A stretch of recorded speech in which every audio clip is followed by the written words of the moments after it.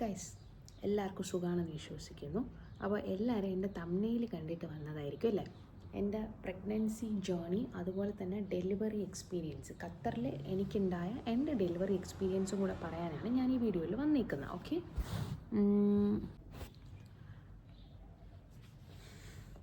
അപ്പോൾ ഞാൻ എൻ്റെ പ്രഗ്നൻസി ജേർണി എന്ന് പറയുന്നത് ഖത്തറിൽ നിന്നാണ് സ്റ്റാർട്ട് ചെയ്യുന്നത്. അപ്പോൾ ഖത്തറിൽ വെച്ച് തന്നെയാണ് എൻ്റെ ചെയ്യുന്നത്.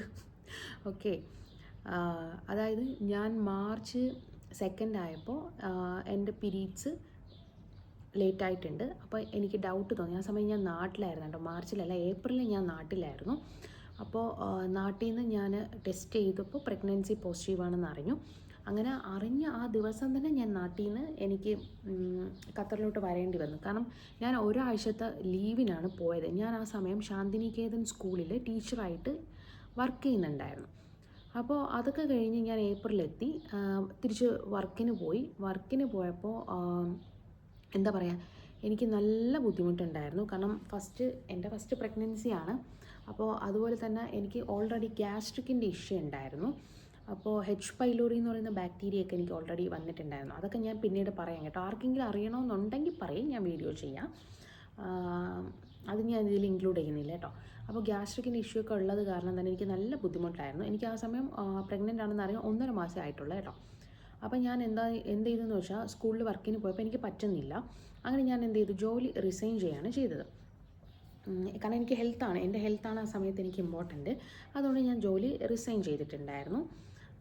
അപ്പോൾ വീട്ടിൽ ഫുൾ റെസ്റ്റ് ആയിരുന്നു കേട്ടോ. അപ്പോൾ ആദ്യം എനിക്ക് ഫസ്റ്റ് ട്രൈമസ്റ്റർ എന്ന് പറയുന്നത് നല്ല ബുദ്ധിമുട്ടുള്ളായിരുന്ന ഒരു സമയമായിരുന്നു. അതുപോലെ തന്നെയാണ് ലാസ്റ്റ് ട്രൈമസ്റ്റർ കേട്ടോ, 3rd ട്രൈമസ്റ്റർ. 3 ട്രൈമസ്റ്ററാണ് വരുന്നത് പ്രഗ്നൻസി, അറിയാലോ. 1st, 2nd, 3rd, 3, 6, 9 അങ്ങനെയാണ് വരുന്നത് കേട്ടോ.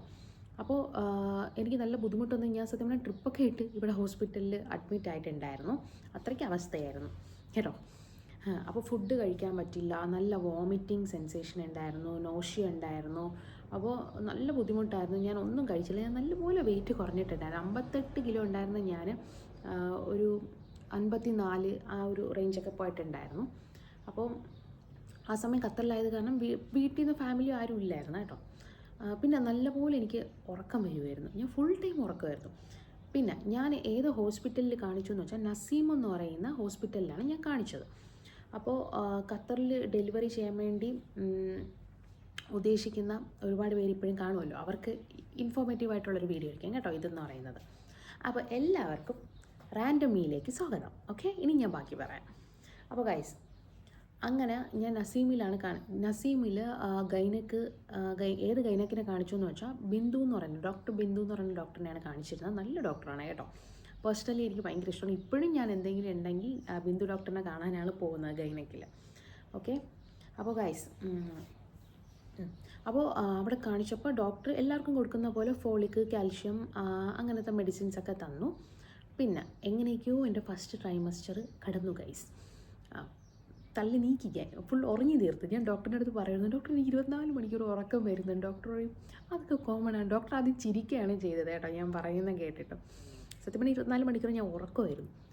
അങ്ങനെ ഫസ്റ്റ് ട്രൈമസ്റ്റർ എങ്ങനെയൊക്കെയോ പോയി. അടുത്ത സെക്കൻഡ് ട്രൈമസ്റ്റർ എത്തിയപ്പോൾ ഞാൻ എനിക്ക് ഓക്കെ 4th മന്ത്. ആ സമയം ഞാൻ നാട്ടിലല്ല, ഇവിടെ ആയിരുന്നു കേട്ടോ, സോറി. അപ്പോൾ ഇവിടെ എനിക്ക് 4th മന്തിൽ ഒരു അടിപൊളി വയറുവേദന. സത്യം പറഞ്ഞാൽ ഞാൻ ഈ കുക്കിംഗ് ഒക്കെ കഴിഞ്ഞിട്ട് ലഞ്ച് കഴിക്കാൻ വേണ്ടി വായിൽ ചോറെടുത്ത് വച്ചതേ ഉള്ളൂ കേട്ടോ. ആ സമയം പെട്ടെന്ന് എനിക്ക് യൂട്രസിൻ്റെ അവിടെയായിട്ട് ഒരു കൊളുത്തിപ്പിടുത്തം, അതായത് ഒരു വല്ലാത്തൊരു വേദന. എനിക്ക് അൺസഹിക്കബിൾ എന്ന് വേണമെങ്കിൽ പറയാം. സത്യം ഗൈസ്, ഫസ്റ്റ് ടൈമാണല്ലോ ഞാൻ എക്സ്പീരിയൻസ് ചെയ്യുന്നത്. എനിക്ക് സഹിക്കാൻ പറ്റാത്ത വേദനയായിരുന്നു. അങ്ങനെ ഞാൻ പെട്ടെന്ന് കരയാൻ തുടങ്ങി. ഞാൻ കരയാൻ തുടങ്ങി. പേടിച്ചെന്ന് മാത്രമല്ല, നല്ല വേദന ഉണ്ടായിരുന്നു, അതുകൊണ്ടാണ് കരയാൻ പോയത്. ഹസ്ബൻഡാണെങ്കിൽ പേടിച്ചു കേട്ടോ. പെട്ടെന്ന് തന്നെ ഇവിടുന്ന് ആംബുലൻസൊക്കെ ഇട്ടു എന്നെ ഹോസ്പിറ്റലിൽ കൊണ്ടുപോയി. ഹസ്ബൻഡിൻ്റെ ഫ്രണ്ടും അമ്മയും പുറത്ത് ഫുഡ് കഴിക്കാൻ വേണ്ടി, അന്നൊരു ഫ്രൈഡേ ആയിരുന്നു കേട്ടോ, വീക്കെൻഡ് ആയിരുന്നു. ഫുഡ് കഴിക്കാൻ വേണ്ടി അവരിവിടെ ജെയ്ത്തൂണിൽ വന്നിട്ടുണ്ടായിരുന്നു. അതുകൊണ്ട് അവരെയും കൂടെ വിളിച്ചു. അങ്ങനെ എന്നെ ഹോസ്പിറ്റലിൽ കൊണ്ടുപോയി കേട്ടോ. കൊണ്ടുപോയപ്പം അവിടെ പോയപ്പോൾ ഡോക്ടർ സിമ്പിളായിട്ട് പറയുകയാണ്, ഇത് കോമൺ ആണെന്ന്. ഞാനാണെങ്കിൽ കോമൺ ആയിരുന്നു, ഇത്രയും ഇനി എന്തൊക്കെ സഹിക്കണമെന്ന് ആലോചിച്ച് പോയി ഗൈസ്. അത്രയ്ക്ക് അവസ്ഥയായിരുന്നു. നല്ല പെയിൻ ഉണ്ടായിരുന്നു കേട്ടോ. അല്ല അതായിരുന്നു എൻ്റെ ഫസ്റ്റ് വേദന. പിന്നെ അങ്ങോട്ട് എനിക്ക് വേദനകളേ ഉണ്ടായിരുന്നുള്ളൂ എൻ്റെ പ്രഗ്നൻസിയിൽ. എല്ലാവർക്കും ഒരുപോലെ ആയിരിക്കണമെന്നില്ലല്ലോ. അതായത് ചിലർക്ക് ഒരു പെയിനും കാണില്ല. ഇപ്പോൾ എൻ്റെ സിസ്റ്ററിനൊക്കെ ആണെങ്കിൽ അങ്ങനെ പ്രത്യേകിച്ച് സ്റ്റൊമക്ക് പെയിനോ അങ്ങനെയൊന്നും വന്നിട്ടില്ല. എനിക്ക് എല്ലാ വേദനയും വന്നിട്ടുണ്ടായിരുന്നു. അപ്പോൾ അങ്ങനെ പിന്നെ 4th മന്ത് കടന്നു. ഫിഫ്ത്ത് പകുതിയൊക്കെ ആയപ്പോൾ ഞാൻ ഫിഫ്ത്തിൽ നമുക്ക് ഇവിടെ ജെൻഡർ അറിയാൻ പറ്റും കേട്ടോ. നമ്മുടെ അടുത്ത് അവർ ചോദിക്കും നിങ്ങൾക്ക് ജെൻഡർ അറിയണോ വേണ്ടോ എന്ന് ചോദിക്കുമ്പോൾ വേണമെങ്കിൽ വേണമെന്ന് പറയാം. അപ്പോൾ ഞാൻ വേണമെന്ന് പറഞ്ഞിട്ടുണ്ട്. എനിക്ക് ജെൻഡർ അറിഞ്ഞിട്ട് നാട്ടിൽ പോകണമെന്നായിരുന്നു ആഗ്രഹം. അങ്ങനെ ഞാൻ എൻ്റെ ബേബിയുടെ ജെൻഡറൊക്കെ അറിഞ്ഞു. എന്നിട്ട് നാട്ടിലോട്ട് പോയി. അപ്പോൾ സത്യം പറയാലോ ഗൈസ്, സെക്കൻഡ് ട്രൈമസ്റ്റർ എന്ന് പറഞ്ഞാൽ സൂപ്പറാണ് കേട്ടോ. കാരണം എല്ലാവരും പറഞ്ഞ് ഞാൻ കേട്ടിട്ടുണ്ട്, നമുക്ക് ആ സമയം ഭയങ്കര ഒരു നമ്മളെപ്പോഴും ഭയങ്കര ആക്റ്റീവായിരിക്കും, ഹാപ്പി ആയിരിക്കും. നമുക്കങ്ങനെ പ്രത്യേകിച്ച് വേറെ ബുദ്ധിമുട്ടുകളൊന്നും ഉണ്ടാവില്ല. ഫസ്റ്റ് ട്രൈമസ്റ്ററും 3rd ട്രൈമസ്റ്ററും വെച്ച് കമ്പയർ ചെയ്യുമ്പോൾ സെക്കൻഡ് ട്രൈമസ്റ്റർ ബെസ്റ്റാണ്. ബുദ്ധിമുട്ടോ ഒന്നും ഉണ്ടായിരിക്കില്ല. അപ്പോൾ ഓക്കെ. അപ്പോൾ അതുകൊണ്ട് തന്നെ ഞാൻ അടിച്ചു പൊളിച്ചിരുന്നു നാട്ടിൽ.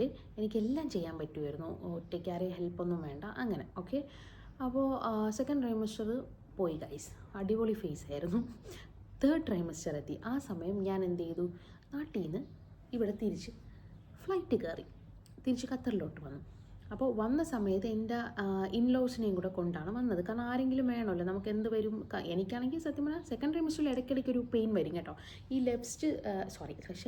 നാക്കൊന്നും ശരിയാവുന്നില്ല. ലെഫ്റ്റ് സൈഡിൽ നമ്മുടെ ലോവർ അബ്ഡോമനിലായിട്ട് ഒരു പെയിൻ വരുവാണ് കേട്ടോ. രാവിലെയൊക്കെ എഴുന്നേൽക്കുന്ന സമയത്താണ് കൂടുതൽ ഒരു കൊളുത്തിപ്പിടുത്തം വരുന്നത്.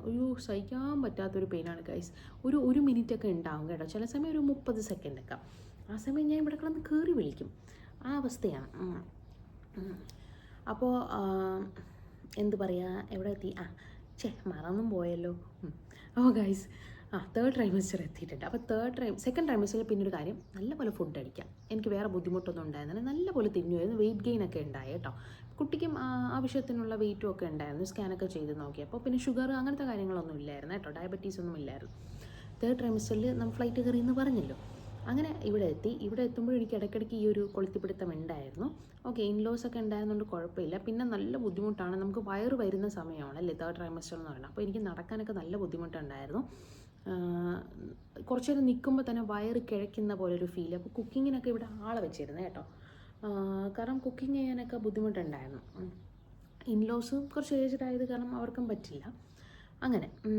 അപ്പോൾ 3rd ട്രൈമസ്റ്റർ പിന്നെ ഞാൻ എൻ്റെ ഡെലിവറി ഡേറ്റ് എന്ന് പറയുന്നത് December 7 ആണ് അവർ തന്നിരുന്നത്.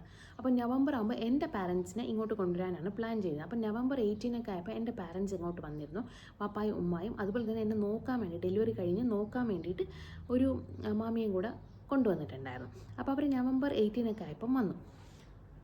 ഓക്കെ, അവർ വന്നപ്പോൾ അടിപൊളിയായിരുന്നു കേട്ടോ. കുറച്ചൊക്കെ കറങ്ങാനൊക്കെ പോയിരുന്നു. പക്ഷേ കുറച്ച് നടക്കാനൊക്കെ ബുദ്ധിമുട്ടുണ്ട്, പുറത്തൊക്കെ പോകുമ്പോൾ അതിൻ്റെതായ ബുദ്ധിമുട്ടുണ്ടായിരുന്നു. എന്നാലും ഞാൻ ഈ കറങ്ങാനൊക്കെ പോയിരുന്നു. ഞാൻ മാക്സിമം എൻഗേജ്ഡ് ആയിരുന്നു. ഞാനങ്ങനെ എപ്പോഴും ഇങ്ങനെ കിടത്തം അങ്ങനെയൊന്നുമില്ല. റെസ്റ്റ് എടുക്കേണ്ട സമയം റെസ്റ്റ് എടുക്കും. ഇപ്പോൾ പുറത്തൊക്കെ പോകുന്ന വാക്കിങ്ങിന് അങ്ങനെയൊക്കെ ചെയ്യുന്ന ഒരാളായിരുന്നു കേട്ടോ. കാരണം എനിക്ക് നോർമൽ ഡെലിവറി വേണം എന്ന് ആഗ്രഹമുണ്ടായിരുന്നു. എല്ലാവരും പറയുന്ന നോർമൽ ഡെലിവറിയാണ് ബെസ്റ്റ് എന്നാണല്ലോ. അപ്പോൾ അതുപോലെ തന്നെ അൽഹംദുലില്ലാ എനിക്ക് നോർമൽ ഡെലിവറി തന്നെ ആയിരുന്നു.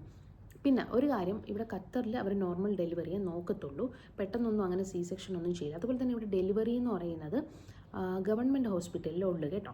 അപ്പം ഞാൻ പറഞ്ഞില്ലേ, നസീമിൽ ഞാൻ 8th മന്ത് ആയപ്പോഴാണ് തിരിച്ച് ഖത്തറിലോട്ട് വന്നത്. 8th മന്ത് ആകുമ്പോൾ തന്നെ നമ്മളെ എൻ്റെ ബിന്ദു ഡോക്ടർ എന്നെ ഗവൺമെൻറ് ഹോസ്പിറ്റലായിട്ട് റെഫർ ചെയ്തിട്ടുണ്ടായിരുന്നു. അപ്പോൾ അതിനുശേഷം ഞാൻ കാണിച്ചത് എൻ്റെ വീടിൻ്റെ അടുത്തുള്ള ഒരു പ്രൈമറി ഹെൽത്ത് കെയർ സെൻറ്ററിലായിരുന്നു, PHCC എന്ന് പറയും. അത് റൗദത്ത് അൽ ഖായിലാണ് കേട്ടോ, നമുക്ക് വീടിൻ്റെ അടുത്തായിട്ട് കിട്ടും. അപ്പോൾ അവിടെയാണ് പിന്നെ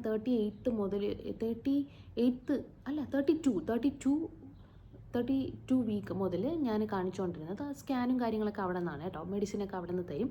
പിന്നെ അവിടെ അങ്ങനെ എക്സ്പെൻസ് ആവുമെന്ന് ചോദിച്ചാൽ കുറച്ച് എമൗണ്ട് എക്സ്പെൻസ് ആവും, അത്ര വലിയ എക്സ്പെൻസ് ഒന്നും ഇല്ല കേട്ടോ. അങ്ങനെ പിന്നെ നമുക്ക് എപ്പോഴാണോ, പിന്നെ ഡെലിവറി അവിടെ ആയിരിക്കില്ല കേട്ടോ. അതെന്ന് പറയുന്നത് ജസ്റ്റ് ഇങ്ങനെ കൺസൾട്ട് ചെയ്യാൻ മാത്രമുള്ളതാണ്. ഫാമിലി മെഡിസിനൊക്കെയാണ്, ഫാമിലി മെഡിസിനാണ് അവിടെ. അപ്പോൾ നമുക്ക് ഡെലിവറി എന്ന് പറയുന്നത് ഹമദിലായിരിക്കും. ഇവിടുത്തെ വലിയ ഗവൺമെൻറ് ഹോസ്പിറ്റലുണ്ട്, അൽ ബക്രയിൽ ഒരെണ്ണമുണ്ട്. അപ്പോൾ എനിക്ക് ഹമദിലായിരുന്നു. അതായത് നമുക്ക് എങ്ങനെയാണെന്ന് വെച്ചാൽ നമുക്ക് ഹമദിൽ പോയി കൺസൾട്ട് ചെയ്യണമെന്നല്ല, നമുക്ക് പെയിൻ വരുമ്പോൾ അവരങ്ങനെയാണ് പറയുന്നത് കേട്ടോ. നമുക്ക് എപ്പോഴാണോ പെയിൻ വരുന്നത് ആ സമയം നമുക്ക് ഡയറക്റ്റ് എമർജൻസി നമുക്ക് ആംബുലൻസൊക്കെ ഇട്ട് പെട്ടെന്ന് എമർജൻസിയിൽ പോകാവുന്നതാണ്. അങ്ങനെയാണ് കേട്ടോ, അല്ലാണ്ട് നേരത്തെ പോയി അഡ്മിറ്റ് ആവുക അങ്ങനെയൊന്നുമില്ല. പിന്നെ വേറൊരു കാര്യം ഇവിടെ എന്ന് പറയുന്നത് 4 സെൻറ്റിമീറ്റർ, അതാണ് ഹൈലൈറ്റ്. 4 സെൻറ്റിമീറ്റർ ഡൈലേറ്റ് ആയാൽ മാത്രമേ അവർ നമ്മളെ ഹോസ്പിറ്റലിൽ അഡ്മിറ്റ് ആക്കുള്ളൂ കേട്ടോ. അതല്ലാണ്ട് നിങ്ങൾ അങ്ങോട്ട് പോവണ്ട, പോയാലും തിരിച്ചു വരും. അങ്ങനെ ഓക്കെ. അപ്പോൾ എൻ്റെ പാരൻസൊക്കെ വന്നു എന്ന് പറഞ്ഞല്ലോ. അപ്പോൾ പാരൻസൊക്കെ വന്നു, എപ്പോൾ ഡെലിവറി ആവും എന്ന് പറഞ്ഞ് കാത്തിരുന്നു. പിന്നെ സ്കാനിനൊക്കെ പോയി. സ്കാനിന് പോയപ്പോൾ എനിക്ക് 38th വീക്ക് തീരാറായി കേട്ടോ. ഏറ്റവും last day 38th week 7 day അങ്ങനെ എന്തോ ആയപ്പോൾ തന്നെ എനിക്ക് ഒരു സ്കാൻ ഉണ്ടായിരുന്നു. അപ്പോൾ സ്കാനിൽ പോയപ്പോൾ ഡോക്ടർ സ്കാൻ ചെയ്തതിന് ശേഷം പറഞ്ഞു എൻ്റെ വയറിൽ വെള്ളം കൂടുതലാണെന്ന് പറഞ്ഞു കേട്ടോ, വാട്ടർ കൂടുതലാണെന്ന് പറഞ്ഞു. അപ്പോൾ ഒന്ന് എമർജൻസിയിൽ പോകാൻ പറഞ്ഞിട്ടുണ്ടായിരുന്നു ചെക്കപ്പിന് വേണ്ടി. അങ്ങനെ ഞാൻ എമർജൻസിയിൽ പോയി കേട്ടോ. അപ്പോൾ എമർജൻസി പോയപ്പോൾ അവരെന്നെ PV ചെയ്തു. ഒരു രക്ഷയില്ല. ഞാൻ കേട്ടിട്ടുണ്ട് PV അത്ര നല്ല ഭയങ്കര പെയിൻഫുള്ളാണെന്ന് കേട്ടിട്ടുണ്ട്. നല്ല അനുഭവമാണ് കേട്ടോ PV എന്ന് പറയുന്നത്. സ്വർഗം കാണും ഗൈസ്. സത്യം പറഞ്ഞാൽ ഫസ്റ്റത്തെ PVയിൽ എനിക്ക് അത്ര പെയിനില്ല. ഞാൻ വീട്ടിൽ വന്നിട്ട് എൻ്റെ സിസ്റ്റർ പറഞ്ഞിട്ടുണ്ടായിരുന്നു PV നല്ല പെയിൻ ആയിരിക്കും എന്നൊക്കെ. അപ്പോൾ ഞാൻ സിസ്റ്റർ മെസ്സേജ് അയച്ചിട്ടുണ്ട്, എനിക്ക് അത്ര പെയിനൊന്നും ഉണ്ടായിരുന്നില്ല എന്ന് ഞാൻ പറഞ്ഞിട്ടുണ്ടായിരുന്നു. അങ്ങനെ അവർ PV ചെയ്ത് വിട്ടല്ലോ. ചെയ്ത് വീട്ടിൽ വന്ന് അന്ന് രാത്രി ഞാൻ ഉറങ്ങിയിട്ടില്ല ഗൈസ്. അതായത് നമുക്ക് ഒരു അടിവയറ്റിൽ നല്ലൊരു കുളിർമയല്ല, സത്യം പറഞ്ഞാൽ മഞ്ഞ് വീഴുന്നൊരു ഫീൽ എന്നും ഞാൻ പറയില്ല, ചുമ്മാ ഫണ്ണായിട്ട് പറയണതാണ്, കളിയാക്കി ഞാൻ എന്നെ തന്നെ ഫണ്ണാക്കി പറയാണ് ഗൈസ്. വേറെ ഒന്നുമല്ല, നല്ല അടിപൊളി വയറുവേദന. നമുക്ക് പീരീഡ്സ് ആകുമ്പോൾ, പീരീഡ്സ് എന്ന് പറയുന്നതിൻ്റെ എമ്മൊരു ഉറക്കമാണ്. അതാണ് ഞാൻ നോക്കുന്നത്. എഴുന്നേറ്റ് വരില്ല, എന്നാലും ജസ്റ്റ് ഒന്ന് നോക്കാം, പറയാൻ പറ്റില്ല എപ്പോഴാണ് എഴുന്നേറ്റ് പറഞ്ഞതെന്ന്. അപ്പോൾ ഉറങ്ങുന്ന സമയത്താണ് ഞാനിപ്പോൾ വീഡിയോ ചെയ്യുന്നത്. അപ്പോൾ ഗൈസ് നല്ല പീരീഡ്സ് ആകുമ്പോൾ നമുക്ക് പീരീഡ്സിൻ്റെ ഒരു എക്സ്ട്രീം ലെവൽ പെയിൻ ഉണ്ടല്ലോ, ആ പെയിനായിരുന്നു കേട്ടോ. എൻ്റെ ഹസ്ബൻഡ് നല്ല ഉറക്കമായിരുന്നു, എന്നാലും ഞാൻ ഇടയ്ക്കിടയ്ക്ക് പറയുന്നുണ്ട് എനിക്ക് നല്ല വയറ് വേദനിക്കുന്നുണ്ടെന്ന്.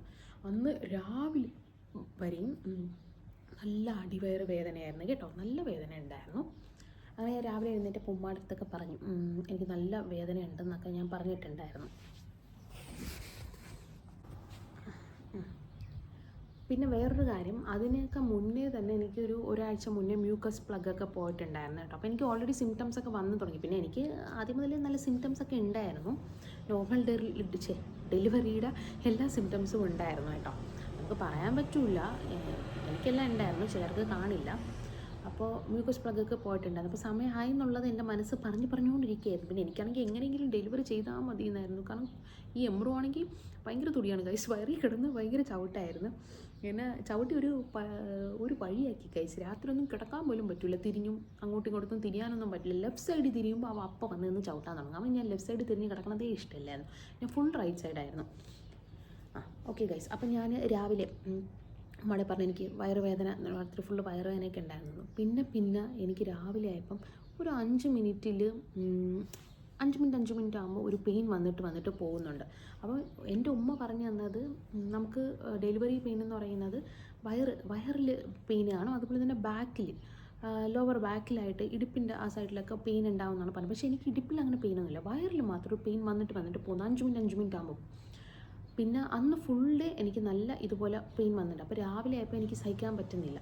അപ്പോൾ ഞാൻ എന്ത് ചെയ്തു, ഹോസ്പിറ്റലിൽ ഹസ്ബൻഡ് ഉണ്ടെന്നപ്പോൾ നമുക്ക് ഹോസ്പിറ്റലിൽ പോകാമെന്നും പറഞ്ഞ് ആംബുലൻസൊക്കെ ഇട്ട് അവർ വന്നപ്പോൾ തന്നെ അവരെല്ലാം ചെക്ക് ചെയ്തിട്ട് പറഞ്ഞാൽ നിങ്ങൾ പോയിട്ട് തിരിച്ചു വരുമെന്നാണ് പറഞ്ഞത്. കാരണം ഇവിടെ എടുക്കില്ല, നമുക്ക് ഞാൻ പറഞ്ഞില്ലേ 4 സെൻറ്റിമീറ്റർ ഡൈലേറ്റ് ആയാൽ മാത്രമേ അവർ എടുക്കത്തുള്ളൂ. പിന്നെ ഒരു കാര്യം വിട്ടുപോയി, തലേന്ന് ഞാൻ പറഞ്ഞില്ലേ എന്നെ PV ചെയ്തിരുന്നു. ആ PV ചെയ്ത സമയത്ത് തന്നെ ഡോക്ടറിൻ്റെ അടുത്ത് പറഞ്ഞിട്ടുണ്ടെന്ന് സെർവിക്സ് സോഫ്റ്റ് ആയിട്ടുണ്ടെന്ന് പറഞ്ഞായിരുന്നു.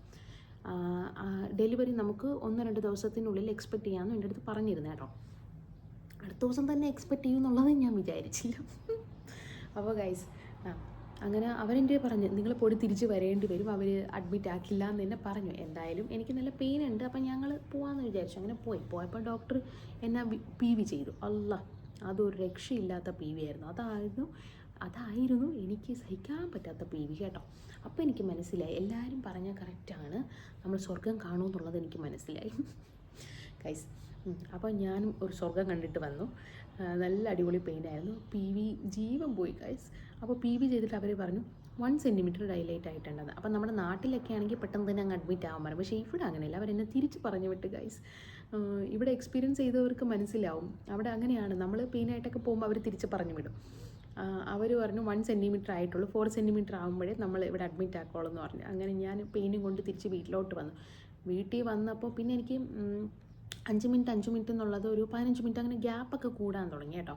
അങ്ങനെയാണ് പെയിൻ വന്നുകൊണ്ടിരുന്നത്. ഞാൻ പറഞ്ഞില്ല വയറിലാണ് പെയിൻ. അപ്പോൾ ഞാൻ വീട്ടിൽ വന്നിട്ട് നല്ലപോലെ നടക്കുകയും അതൊക്കെ ചെയ്തു. കാരണം എനിക്ക് അത് തന്നെ സഹിക്കാൻ വയ്യ. അപ്പോൾ എനിക്ക് എത്രയും പെട്ടെന്ന് പ്രസവിച്ചാൽ മതി എന്നായി, എങ്ങനെയെങ്കിലും ഒന്ന് പുറത്ത് വരണമെന്നായി കേട്ടോ. എൻ്റെ കുഞ്ഞൊക്കെ ഓൾറെഡി കറക്റ്റ് എനിക്കൊരു 33 34 വീക്കിൽ ഈവൻ സെഫാലിക് പൊസിഷനിലൊക്കെ വന്നിട്ടുണ്ടായിരുന്നു. അപ്പോൾ തന്നെ നമുക്ക് അടിവയറിലൊരു വെയിറ്റൊക്കെ ഫീൽ ചെയ്യും. അപ്പോൾ അത് കാരണം എനിക്ക് എങ്ങനെയെങ്കിലും പ്രസവിച്ചാൽ മതി എന്നായി. അപ്പോൾ ഞാൻ എന്ത് ചെയ്തു, നടക്കാനൊക്കെ തുടങ്ങി. പിന്നെ അങ്ങോട്ട് ഈവനിങ് ഒക്കെ ആയപ്പോൾ ഗൈസ് നല്ല പെയിൻ ഉണ്ടായിരുന്നു. പിന്നെ ഞാൻ എൻ്റെ ഹസ്ബൻഡാണെങ്കിൽ ടൈം ഇൻ്റർവെല്ലൊക്കെ നോക്കാൻ തുടങ്ങി. ടൈം എത്ര ഇടവിട്ടാണ് പെയിൻ വരുന്നതെന്നൊക്കെ ചെക്ക് ചെയ്യാൻ പറഞ്ഞു. അങ്ങനെയൊക്കെ ചെക്ക് ചെയ്യുമല്ലോ, നമ്മളിത് ഗൂഗിളിലൊക്കെ നോക്കി മനസ്സിലാക്കിയ കാര്യമാണ്. അങ്ങനെ ടൈമൊക്കെ നോക്കി രാത്രിയായപ്പോൾ എനിക്ക് സഹിക്കാൻ വയ്യാത്ത പെയിനായി. അങ്ങനെ ഞാൻ അതുപോലെ തന്നെ ഞാൻ ബാത്റൂമിൽ പോയിട്ട് വന്നപ്പോൾ എനിക്ക് യൂറിൻ ലീക്കാവുന്ന പോലെ എനിക്ക് തോന്നി കേട്ടോ, യൂറിൻ. അപ്പം ഞാൻ എന്ത് ചെയ്തു, ഹസ്ബൻഡിൻ്റെ അടുത്ത് പറഞ്ഞു. അങ്ങനെ അതൊക്കെ കൊണ്ട് യൂറിൻ ലീക്കാവുന്ന കാരണം ഒരു ഡൗട്ടായിരുന്നു. അങ്ങനെ നമ്മൾ പിന്നെ ഹോസ്പിറ്റലിൽ പോയതാണ് കേട്ടോ. അങ്ങനെ ഹോസ്പിറ്റലിൽ പോയി ഡോക്ടറിനെ പറഞ്ഞു, ഡോക്ടർ നല്ല പെയിൻ ഉണ്ട്, അതുപോലെ യൂറിനാണെന്ന് തോന്നുന്നു, ലീക്കാവുന്നുണ്ട്, ഡൗട്ടുണ്ട്, ഒന്ന് ചെക്ക് ചെയ്യണമെന്ന് പറഞ്ഞു. അപ്പോൾ ഡോക്ടർ നോക്കിയപ്പോഴത്തേക്ക് ഡോക്ടർ പറഞ്ഞു 2 സെൻറ്റിമീറ്റർ ഡൈലേറ്റ് ആയിട്ടുണ്ട്, അതുപോലെ തന്നെ ലീക്കാവുന്നുണ്ട് എന്ന് പറഞ്ഞു. അതുകൊണ്ട് അവരെന്നെ അവിടെ അഡ്മിറ്റാക്കി ഗൈസ്. അല്ലെങ്കിൽ ഞാൻ 4 സെൻറ്റിമീറ്റർ ആവണവരെ വീട്ടിൽ കിടന്നേനെ വേദനയും കൊണ്ട്.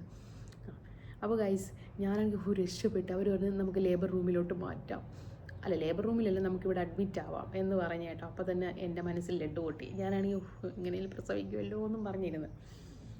അപ്പോൾ അവിടെ എത്തിയപ്പോൾ അവരെന്നെ ഇൻഡ്യൂസ് ചെയ്യാണ് ചെയ്തത്. കാരണം എനിക്ക് പെയിൻ ഉണ്ട്, എന്നാലും ഇത് ലീക്ക് വാട്ടർ സോറി ഞാൻ പറഞ്ഞതിലൊരു തെറ്റുണ്ട്. യൂറിൻ ലീക്കാവുന്ന അതെ ഞാൻ യൂറിൻ ലീക്കാവുന്നുണ്ടെന്നും പറഞ്ഞാണ് പോയത്. അപ്പോൾ ഡോക്ടറാണെങ്കിൽ സംഭവം എന്ന് വെച്ചാൽ വാട്ടർ ഇങ്ങനെ ലീക്കായിക്കൊണ്ടിരിക്കുന്നതാണ് കേട്ടോ. എൻ്റെ ഒരു ഡൗട്ട്, എനിക്ക് വാട്ടറാണോ യൂറിനാണോ ഒന്നും തിരിച്ചറിയാൻ പറ്റുന്നില്ല ഏതാണെന്നുള്ളത്. സത്യം പറഞ്ഞാൽ വാട്ടർ ലീക്കായതാണ്. അപ്പോൾ വാട്ടർ ലീക്ക് അവർ ഓൾറെഡി നമ്മളെ പറഞ്ഞിട്ടുണ്ടായിരിക്കും നിങ്ങൾ എപ്പോഴാണ് പോകേണ്ടത്. ഒന്നുകിൽ നല്ല പെയിൻ വരണം, നല്ല പെയിൻ, നമുക്ക് പെയിൻ കാരണം അങ്ങനെ പോകാം, അല്ലെങ്കിൽ നമുക്ക് വാട്ടർ ബ്രേക്ക് ആവില്ല ചിലപ്പോൾ പെട്ടെന്ന് വാട്ടർ. അപ്പോൾ നമ്മൾ എവിടെയാണ് പറഞ്ഞത്, സോറി ഗൈസ് സ്പേസ് തീർന്നു പോയി ഫോണിൽ. അപ്പോൾ ഓൾറെഡി അവർ പറഞ്ഞിട്ടുണ്ടായിരുന്നു ഇങ്ങനെ വാട്ടർ ബ്രേക്ക് ആവുകയോ അങ്ങനെ എന്തെങ്കിലും എമർജൻസി ഉണ്ടെങ്കിൽ നിങ്ങൾ അപ്പോൾ തന്നെ എമർജൻസി വിളിച്ച് വരാൻ പറഞ്ഞിട്ടുണ്ടായിരുന്നു കേട്ടോ. അപ്പോൾ അങ്ങനെ അവർ എൻ്റെ അടുത്ത് പറഞ്ഞ് ഇൻഡ്യൂസ് ചെയ്യാൻ പോവുകയാണ്, 2 സെൻറ്റിമീറ്റർ ഡൈലേറ്റ് ചെയ്തിട്ടുണ്ട്, ഇൻഡ്യൂസ് ചെയ്യാമെന്ന് പറഞ്ഞു. അങ്ങനെ ഇൻഡ്യൂസ് ചെയ്തു. ഉമ്മയാണ് എൻ്റെ കൂടെ നിന്നത്. നമുക്ക് ഇവിടെ എന്ന് പറയുന്നത് പിന്നെ ഒരു കാര്യം, നമുക്കിവിടെ ഡോക്ടർ അവർ ഓൾറെഡി PHCCയിൽ ചോദിക്കും കേട്ടോ, നിങ്ങൾക്ക് ഗൈനക്ക് വേണോ അതോ മിഡ് വൈഫ് വേണോ എന്നുള്ളത് നമുക്ക് ചൂസ് ചെയ്യാം. ഞാൻ മിഡ് വൈഫാണ് ചൂസ് ചെയ്തിരുന്നത്. മിഡ് വൈഫ് എന്ന് പറയുന്നത് നമുക്ക് ഡെലിവറിക്ക് വേണ്ടി മാത്രമുള്ളവരാണ് കേട്ടോ, അതിൽ എക്സ്പേർട്ടായിരിക്കും. അപ്പോൾ ഞാൻ മിഡ് വൈഫിനെ ചൂസ് ചെയ്യാം. അപ്പോൾ അവർ നമുക്ക് അതിൽ കൂടെ ആരെങ്കിലും നിർത്താം, ഒന്നെങ്കിൽ അമ്മയെ നിർത്താം, അല്ലെങ്കിൽ ഉമ്മയെ നിർത്താം, അതല്ലെങ്കിൽ നമുക്ക് ഹസ്ബൻഡിനെ നിർത്താം അങ്ങനെ. അപ്പം ഞാൻ ഹസ്ബൻഡ് അല്ലെങ്കിൽ ഉമ്മ എന്ന് എഴുതി കൊടുത്തിരുന്നു ഓൾറെഡി. ഞാൻ പോയ സമയം അവരതൊന്നും ചെക്കൊന്നും ചെയ്തൊന്നുമില്ല, ഒരു ബുക്ക് തരുമായിരുന്നു, അതൊന്നും ചോദിച്ചൊന്നുമില്ല. അങ്ങനെ ഞാൻ ഇൻഡ്യൂസ് ചെയ്തു. അപ്പോൾ ആദ്യം ഞാൻ എമർജൻസിയിൽ അഹമ്മദിൽ കിടക്കുകയായിരുന്നു. അപ്പോൾ ഉമ്മയാണ് കൂടെ ഉണ്ടായിരുന്നത്. നല്ല പെയിന് വന്നു. ഞാൻ സത്യം പറഞ്ഞാൽ പോയത് ഒരു 12:30-ക്കാണ് കേട്ടോ. ഒരു മണി 2 മണിയൊക്കെ ആയപ്പോഴത്തേക്ക് എനിക്ക് പെയിന് നല്ലപോലെ കൂടാൻ തുടങ്ങി. അവർ ഇൻഡ്യൂസ് ചെയ്തപ്പോൾ എക്സ്ട്രീം ലെവലായി. ഞാനാണെങ്കിൽ അവിടെ കിടന്ന് എനിക്ക് പ്രസവിക്കണ്ട ഉമ്മ, എനിക്ക് എമ്മറ് വേണ്ട എന്ന് ഞാൻ വിളിയായിരുന്നു. അപ്പോൾ എനിക്ക് ചെറുതായിട്ട് ഈ ബാക്കിലായിട്ടൊരു പെയിൻ വന്നിരുന്നു, പക്ഷേ ഇങ്ങനെ വലുതായിട്ടില്ല കേട്ടോ. എല്ലാം അടിവയറിലായിരുന്നു എനിക്ക് നല്ല പെയിൻ ഉണ്ടായിരുന്നു. ഉമ്മാക്കണെങ്കിൽ കണ്ടിട്ട് സഹിക്കണില്ല, ഉമ്മ എന്ന് വിളിച്ച് കരച്ചിലായിരുന്നു. അവസാനം അവർ PV ആദ്യ തവണ 2 തവണ PV ചെക്ക് ചെയ്തിട്ട് ആദ്യത്തെ തവണ ചെക്ക് ചെയ്തിട്ട് പറഞ്ഞു 2 സെൻറ്റിമീറ്റർ തന്നെയാണെന്ന് പറഞ്ഞു. പിന്നെ നമുക്ക് 2 മണിക്കൂർ കൂടെ നോക്കാമെന്ന് പറഞ്ഞു. പിന്നെയും ഞാൻ അവിടെ കിടന്ന് വിളി തുടങ്ങി. നോക്കിയപ്പോൾ ഇപ്പുറത്തൊക്കെ വിളിയൊക്കെ കേൾക്കുന്നുണ്ട്, വേറെയും ആൾക്കാർ എമർജൻസിയിൽ വന്നിട്ടുണ്ട് കേട്ടോ ഡെലിവറി. അപ്പോൾ അങ്ങനെ വീണ്ടും അവർ 2 മണിക്കൂർ കഴിഞ്ഞ് ചെക്ക് ചെയ്ത് കേട്ടോ. ഒരു 4 മണിയൊക്കെ ആയപ്പോൾ ചെക്ക് ചെയ്തപ്പം അവർ ഇപ്പോഴും 2 സെൻറ്റിമീറ്റർ ആയിട്ടുള്ളൂ എന്ന് പറഞ്ഞു. എന്തായാലും നമുക്ക് ലേബർ റൂമിലോട്ട് പോകാമെന്ന് പറഞ്ഞു. അങ്ങനെ ലേബർ റൂമിൽ എന്നെ പറഞ്ഞു വിട്ടു കേട്ടോ. മിഡ് വൈഫാണ് അവിടെ ഉണ്ടായിരുന്നത്. അവിടെ പോയി അവർ വീണ്ടും ഇൻഡ്യൂസ് ചെയ്തു, മരുന്നൊക്കെ വെച്ചു. മരുന്ന് വെച്ചപ്പോൾ എനിക്ക് സഹിക്കാൻ പറ്റാത്ത പെയിനായി. എനിക്ക് പറഞ്ഞറിയിക്കാൻ പറ്റാത്തൊരു പെയിൻ. ഇപ്പം എനിക്ക് ആ പെയിൻ ആലോചിക്കുമ്പോൾ എനിക്ക് ഓർമ്മ പറഞ്ഞില്ല കേട്ടോ. പക്ഷേ എന്തോ ഞാൻ മരിച്ചു പോകുന്ന പോലെ ഒരു പെയിനായിരുന്നു എനിക്ക്. എൻ്റെ എക്സ്പീരിയൻസാണ് ഞാൻ പറയുന്നത്. അപ്പോൾ ഞാൻ എന്ത് ചെയ്തതെന്ന് വെച്ചാൽ, പിന്നെ നമുക്ക് എപ്പിഡ്യൂറൽ എടുക്കാം കേട്ടോ. അപ്പോൾ അതിന് മുന്നേ തന്നെ അവർ ബ്രീത്തിങ്ങിൻ്റെ നമുക്ക് ഒരു ബ്രീത്ത് ചെയ്യാൻ വേണ്ടിയിട്ട് തരുമല്ലോ മാസ്ക്. അങ്ങനെ എനിക്ക് മാസ്ക് തന്നിട്ടുണ്ടായിരുന്നു. അപ്പോൾ അത് വെച്ചിട്ട് എൻ്റെ അടുത്ത് പറഞ്ഞു ശ്വാസം വലിക്കാൻ പറഞ്ഞിട്ടുണ്ടായിരുന്നു. അതിലൊരു ഗ്യാസ് ഉണ്ട്, നൈട്രജൻ ഗ്യാസ് ഉണ്ട് കേട്ടോ. അപ്പോൾ ഞാനത് വലിച്ചിട്ട് എനിക്കൊരു വേദനയും കുറഞ്ഞില്ല ഗൈസ്. എൻ്റെ എക്സ്പീരിയൻസ് ആണ് ഞാൻ പറയുന്നത്. എനിക്കൊരു വേദനയും കുറഞ്ഞില്ല. ചിലർ പറയും അത് ബ്രീത്ത് ചെയ്യുമ്പം, എൻ്റെ അടുത്ത് സിസ്റ്ററൊക്കെ വന്നിട്ട് അത് ബ്രീത്ത് ചെയ്യുക പെയിൻ കുറയും എന്നൊക്കെ പറഞ്ഞിരുന്നു. ഞാൻ ബ്രീത്ത് ചെയ്തിട്ട് എനിക്കൊരു കുറവില്ല. ഹസ്ബൻഡ് ആണെങ്കിൽ ഇത് വെയ്യെന്ന് പറഞ്ഞു. ഞാനാണെങ്കിൽ പോറിയിക്കാം അങ്ങോട്ട്. എൻ്റെ ഹസ്ബൻഡ് ഞാൻ പറയാൻ വിട്ടു. ആ സമയത്ത് ലേബർ റൂമിൽ പോയപ്പോൾ ഞാൻ എൻ്റെ ഹസ്ബൻഡിനെ വിളിച്ചു. എനിക്ക് ഹസ്ബൻഡ് നിൽക്കണമെന്നായിരുന്നു ആഗ്രഹം പേഴ്സണലി. ഒരു സപ്പോർട്ട് കിട്ടുമല്ലോ എന്ന് വിചാരിച്ചു കേട്ടോ. അങ്ങനെ ഹസ്ബൻഡ് വന്നിട്ടുണ്ടായിരുന്നു. അപ്പോൾ ഹസ്ബൻഡിന് ഞാനാണെങ്കിൽ കിടന്ന വഴക്കാണ്, ഭയങ്കര വഴക്ക്. പോറിയിക്കാം എനിക്കത് വേണ്ട, എന്നെക്കൊണ്ട് പറ്റില്ല എന്നൊക്കെ പറഞ്ഞ് ഭയങ്കര ബഹളമായിരുന്നു കേട്ടോ. അങ്ങനെ പിന്നെ അവർ ചോദിച്ചു, ആദ്യം വന്ന സമയത്ത് എന്നോട് ചോദിച്ചു എപ്പിഡ്യൂറൽ വേണം. അപ്പോൾ ഞാൻ പറഞ്ഞു ഇല്ല. സത്യം പറഞ്ഞാൽ ഫസ്റ്റ് ഞാൻ എമർജൻസിയിൽ ഇരുന്നപ്പോൾ എനിക്ക് പെയിൻ ഉണ്ടായിരുന്നു. പിന്നെ സഹിക്കാൻ പറ്റുന്ന ഒരു പെയിനായി. അപ്പോൾ ഞാൻ വലിയ കാര്യത്തിൽ എൻ്റെ വിചാരം എന്ന് പറയുന്നത് ഇത് ചെറിയ പെയിനാണ്, ഇതിൽ നിന്ന് ഒരു വലിയ പെയിൻ വരും എന്നുള്ളതായിരുന്നു എൻ്റെ ഒരു വിചാരം. ഓക്കെ. അപ്പം ഞാൻ എന്ത് ചെയ്തു, എപ്പിഡ്യൂറൽ വേണ്ട, സഹിക്കാൻ പറ്റുമെന്നൊക്കെ പറഞ്ഞു. പിന്നെ അങ്ങോട്ട് ഇപ്പോൾ സമയം എന്ന് പറയുന്നത് ഒരു 5 മണിയായിട്ട്, 5 മണിയൊക്കെ ആയി, 5, 5:30, 6 മണിയായി. അപ്പോൾ പിന്നെ അങ്ങോട്ട് എനിക്ക് സഹിക്കാൻ പറ്റാത്ത പെയിനായി. അപ്പം ഞാനാണെങ്കിൽ എപ്പിഡ്യൂറൽ വേണം, റീക്കോ എപ്പിഡ്യൂറൽ വേണമെന്ന്. അപ്പം അവർ പറഞ്ഞ അനസ്തേഷ്യ ഡോക്ടർ വേറെ റൂമിൽ പോയിരിക്കുകയാണ്, കുറച്ച് സമയം എടുക്കും. അപ്പോൾ ഞാനാണെങ്കിൽ ഡോക്ടർ ഇപ്പോൾ വരും എന്ന് പറഞ്ഞാൽ ഭയങ്കര ബഹളം. ഒരു 6, 6:30 എനിക്ക് എക്സ്ട്രീം പെയിനായി. എന്നിട്ട് എൻ്റെ മനസ്സ് പറയുന്നത് ഇതിൽ നിന്നും പെയിൻ വരും എന്നുള്ളതാണ് എൻ്റെ പെയിൻ വരും എന്നാണ് എൻ്റെ മനസ്സ് പറയുന്നത്. സത്യം പറഞ്ഞാൽ ഞാൻ ഡെലിവറി ചെയ്യാനുള്ള ആ ഒരു സ്റ്റേജ് എത്തിക്കഴിഞ്ഞു. എമ്മറുവിൻ്റെ ബഹളം കേട്ട് അങ്ങനെയാണ് ഞാൻ ഓടിപ്പോയത്. അപ്പോൾ ഗൈസ്, ഞാൻ എപ്പിഡ്യൂറൽ എടുക്കുന്നതിന് മുന്നേ എനിക്ക് 9 സെൻറ്റിമീറ്ററെങ്കിലും ഡയലേഷൻ ആയിട്ടുണ്ടായിരുന്നു കേട്ടോ.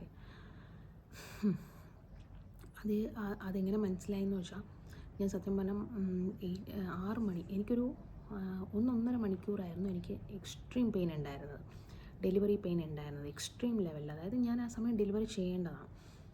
അപ്പോൾ എപ്പിഡ്യൂറലിന് ഡോക്ടർ വന്നു. അങ്ങനെ എപ്പിഡ്യൂറലൊക്കെ എടുത്തു. പിന്നെ അങ്ങോട്ട് ഞാൻ 8:30 പ്രസവിക്കേണ്ടായിരുന്നു കേട്ടോ. അപ്പോൾ എപ്പിഡ്യൂറൽ എടുത്തതിന് ശേഷം പിന്നെ ഞാൻ എന്താ പറയുക, എനിക്ക് ഈ ഇടുപ്പിൻ്റെ അവിടെ നിന്ന് താഴോട്ട് ഫുള്ള് മരവിച്ചു. പ്രത്യേകിച്ച് വലത്തെ കാല് എനിക്കാണെങ്കിൽ എടുത്ത് പൊക്കാൻ പോലും പറ്റാത്തൊരവസ്ഥയായിരുന്നു കേട്ടോ. ഫുൾ മരവിച്ചു. പിന്നെ പകുതി ബോധത്തിലായിരുന്നു. ഈ സിസ്റ്റർ എന്തൊക്കെയോ പറയുന്നുണ്ട്, പക്ഷേ ഞാൻ സമ്മതിക്കുന്നില്ല എന്നൊരു വേറൊരു കാര്യം പറയാമെന്നാണ്, മാറിപ്പോയി. എനിക്ക് പകുതി ബോധത്തിലായിരുന്നു. അപ്പം സമയം ഇപ്പോൾ ഒരു 7-7:30 ആയിട്ടുണ്ട്, 8 മണിയൊക്കെ ആവും കേട്ടോ. ആ സമയം എനിക്ക് പുഷ് ചെയ്യാനുള്ള ടെൻഡൻസി ഉണ്ട്. അപ്പോൾ സിസ്റ്റർ PV ചെയ്യട്ടെ എന്ന് ചോദിച്ചപ്പോൾ ഞാൻ സമ്മതിച്ചില്ല. അപ്പോൾ സിസ്റ്റർ പറഞ്ഞു സമ്മതിക്കാത്ത കാരണം PV ചെയ്യുന്നില്ല എന്ന്. പിന്നെ എപ്പിഡ്യൂറൽ ഇപ്പോൾ എടുത്തിട്ടുണ്ട്. അപ്പോൾ അങ്ങനെ കുറച്ച് നേരം കിടന്നു എന്ന് വെച്ചാൽ നല്ല സുഖ കിടത്തം. ഒരു 12 മണി വരെ ഞാൻ കിടന്നിട്ടുണ്ടായിരുന്നു കേട്ടോ. പിന്നെ അങ്ങോട്ട് എനിക്ക് പുഷ് ചെയ്യാനുള്ള ടെൻഡൻസി പിന്നെ അങ്ങോട്ട് കുറയാൻ തുടങ്ങി. ഇല്ല, ആ 12 ഞാൻ ഡെലിവറി ചെയ്യുന്നത് 12 മണിയൊക്കെ കഴിഞ്ഞിട്ടാണ് കേട്ടോ. ഒരു സമയം ഗൈസ്, വലിയ കാര്യത്തിൽ എക്സ്പീരിയൻസ് ഒക്കെ പറയാമെന്ന് സമയം മറന്നുപോയി. കുട്ടി ജനിച്ച ഞാൻ സമയം നോക്കാൻ പോയതാണ്. ഓക്കെ, നിങ്ങൾ വിചാരിക്കും ക്ലോക്കിൽ സമയം നോക്കാൻ പോയതല്ല, അവൻ്റെ ബുക്കുണ്ട് കേട്ടോ. അങ്ങനെ 12:31 ആയപ്പോൾ അവൻ ജനിച്ചിട്ടുണ്ടായിരുന്നു.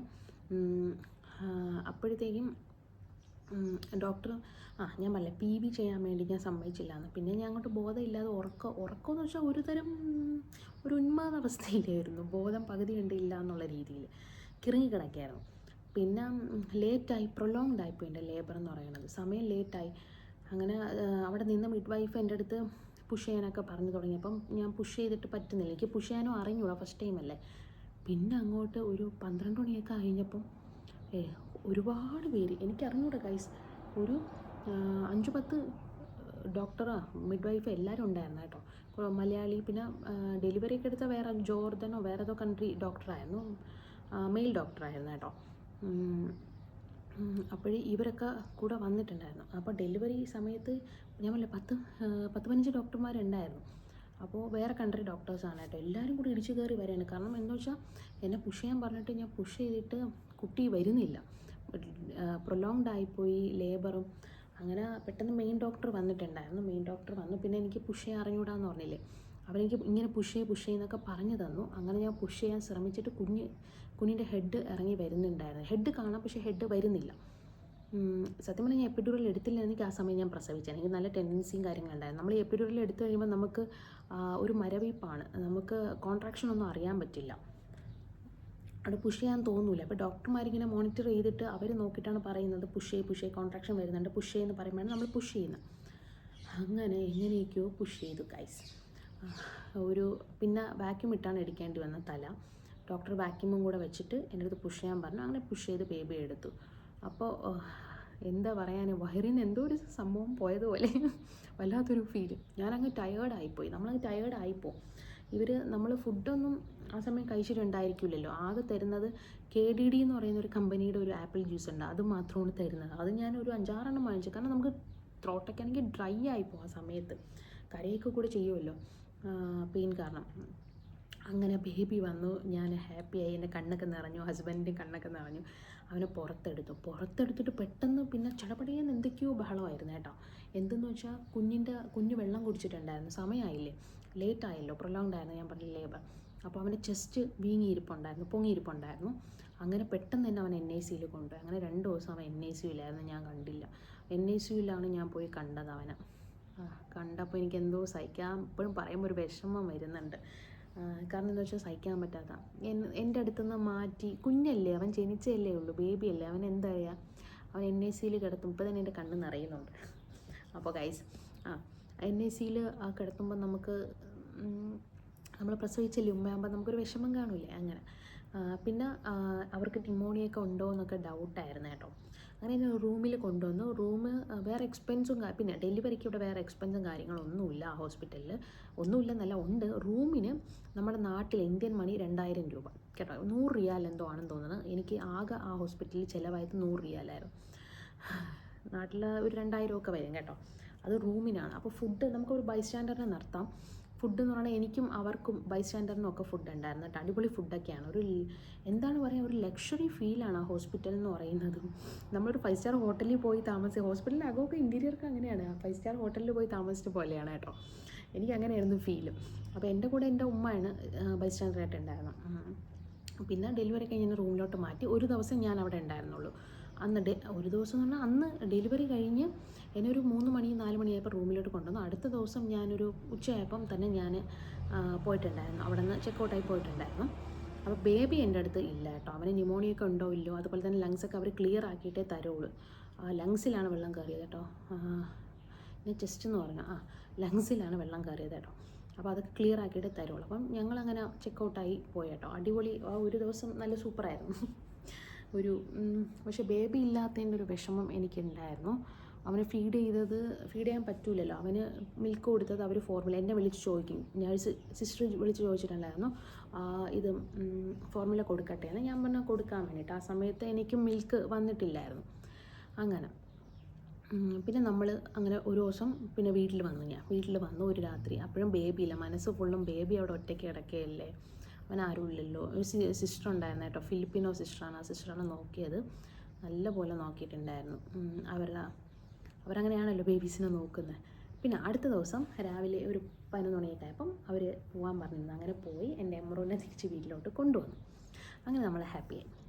അപ്പോൾ വേറെ ഞാൻ പറഞ്ഞില്ല, എക്സ്പെൻസും കാര്യങ്ങളൊന്നും ഇല്ലാന്ന്. പിന്നെ മരുന്നൊക്കെ അവർ തന്നിട്ടുണ്ട്. പിന്നെ വേറൊരു കാര്യം, അവരവിടെ നിന്ന് തന്നെ നമ്മുടെ അടുത്ത് ചോദിക്കും, ഇവന് സർക്കംസിഷൻ ചെയ്യണം വേണമെന്നുള്ളത് ചോദിക്കും കേട്ടോ. അതായത് മാർക്കം ചെയ്യണം, നമ്മൾ മുസ്ലിംസ് മാർക്കം ചെയ്യുമല്ലോ, അത് ചെയ്യട്ടെ എന്ന് ചോദിക്കും. അത് നമ്മുടെ ഇഷ്ടമാണ്. നമുക്ക് ഒരു ഫോം ഉണ്ട്, അത് ഫില്ല് ചെയ്ത് കൊടുക്കാം. കൺസെൻറ്റ് ഉണ്ടെങ്കിൽ മാത്രമേ അവർ ചെയ്യത്തുള്ളൂ. അപ്പോൾ ഞാൻ ചെയ്യാൻ പറഞ്ഞു, അവനപ്പം തന്നെ ചെയ്ത് തന്നു കേട്ടോ. അതൊരു 1 വീക്കിൽ മുറിവൊക്കെ ഉണങ്ങി ക്ലിയറായി. അങ്ങനെ ഇതാണ് എൻ്റെ എക്സ്പീരിയൻസ്, ഖത്തറിലെ എൻ്റെ ഡെലിവറി എക്സ്പീരിയൻസ് എന്ന് പറയുന്നത്. പിന്നെ എനിക്ക് വേറൊരു കാര്യം പറയാനുള്ളത്, ഇവിടെ ഡെലിവറി ചെയ്യാൻ ഉദ്ദേശിക്കുന്നവർ ഫാമിലി ആരെങ്കിലും വീട്ടിൽ നിന്ന് കൊണ്ടുവരണം കേട്ടോ. എങ്കിലേ കൊള്ളാമെന്നല്ല നല്ലതായിരിക്കുള്ളൂ. നമുക്ക് ഫാമിലി ഉണ്ടായിരിക്കണം, ഒറ്റയ്ക്ക് പറ്റില്ല. നമ്മുടെ കൾച്ചർ അങ്ങനെയാണല്ലോ, നമുക്ക് സപ്പോർട്ടിന് എപ്പോഴും ഫാമിലി വേണമല്ലോ. അപ്പോൾ എനിക്കുമ്മ ഒക്കെ ഉണ്ടായിരുന്നുള്ളതുകൊണ്ട്, പിന്നെ നോക്കാനൊരു മാമി ഉണ്ടായിരുന്നതുകൊണ്ട് കൊള്ളായിരുന്നു. നന്നായിട്ട് പോയി. പിന്നെ വേറൊരു കാര്യം, ഈ ഡെലിവറി അത് ഞാൻ പറയാൻ വിട്ടുപോയി. പിന്നെ ഡെലിവറി ടൈമിൽ നമുക്കൊരു എപ്പിസോട്ടമി എന്ന് പറയുന്ന ഒരു കാര്യം ചെയ്യുമല്ലോ, അത് ചെയ്തിട്ടുണ്ടായിരുന്നു കേട്ടോ. എനിക്കും അങ്ങനെ സ്റ്റിച്ചിട്ട് ഞാൻ പറയാൻ മറന്നുപോയി ആ കാര്യം ഡെലിവറി ചെയ്തപ്പോൾ, ഡെലിവറിയുടെ കാര്യം പറഞ്ഞപ്പോൾ. പിന്നെ എനിക്ക് ഡെലിവറി കഴിഞ്ഞ് ഒരു അരമണിക്കൂറെങ്കിലും ഡോക്ടറിനെ സ്റ്റിച്ചിട്ടിട്ടുണ്ടാവും കേട്ടോ. ഞാൻ എനിക്ക് ഡോക്ടർ ഇത് എന്താണ് ചെയ്യുന്നത്, പ്രസവിക്കാൻ പോലും ഇത്ര സമയമില്ലല്ലോ എന്ന് എനിക്ക് തോന്നിപ്പോയി. ഡോക്ടറിൻ്റെ അടുത്ത് ഞാൻ നല്ലപോലെ സ്റ്റിച്ചിട്ടത് ഗൈസ്, എനിക്ക് നല്ല പെയിൻ ഉണ്ടായിരുന്നു കേട്ടോ. ഒരു 40 ദിവസം വരെ നല്ല പെയിൻ ഉണ്ടായിരുന്നു, ഇരിക്കാനൊക്കെ നല്ല ബുദ്ധിമുട്ടുണ്ടായിരുന്നു. അപ്പോൾ ഇതാണ് എൻ്റെ എക്സ്പീരിയൻസ്. അപ്പം ഞാനിതിൽ എന്തെങ്കിലും പറയാൻ വിട്ടുപോയിട്ടുണ്ടോ എന്നുള്ളത് ഇനി വീഡിയോ കണ്ടാലും മനസ്സിലാവും. നിങ്ങൾക്ക് എന്തെങ്കിലും വേറെ ഡൗട്ടൊക്കെ ഉണ്ടെങ്കിൽ കോമൻറ്റ് സെക്ഷനിൽ അറിയിക്കണം കേട്ടോ. അപ്പോൾ ഇതാണ് എൻ്റെ എക്സ്പീരിയൻസ്. നല്ല എക്സ്പീരിയൻസ് ആയിരുന്നു. ഡെലിവറി ഫസ്റ്റ് ടൈം ആണല്ലോ, ഡെലിവറി ഒരു ഫസ്റ്റ് ടൈം നല്ലൊരു എക്സ്പീരിയൻസ് ആയിരുന്നു. അപ്പോൾ എൻ്റെ വീഡിയോ ഇഷ്ടപ്പെട്ട എല്ലാവരും ലൈക്ക് ചെയ്യണം, ചാനൽ സബ്സ്ക്രൈബ് ചെയ്യണം. അപ്പോൾ എന്തെങ്കിലുമൊക്കെ നിങ്ങൾക്ക് ഡൗട്ട് കാര്യങ്ങൾ ഇവിടെ ഡെലിവറി ചെയ്യാൻ ഉദ്ദേശിക്കുന്നവരൊക്കെ ഉണ്ടെങ്കിൽ കോമൻറ്റ് ചെയ്യണം കേട്ടോ.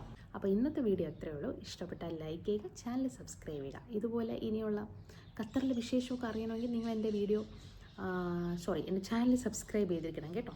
അപ്പോൾ ഇനിയും ഇതുപോലുള്ള വീഡിയോസൊക്കെ ആയിട്ട് ഞാൻ വരാം. Okay, bye bye, stay tuned, stay connected. Okay, എല്ലാവരും എൻ്റെ എക്സ്പീരിയൻസൊക്കെ നിങ്ങൾ കേട്ടല്ലോ, അടിപൊളിയായിരുന്നു. Okay, bye bye, love you all.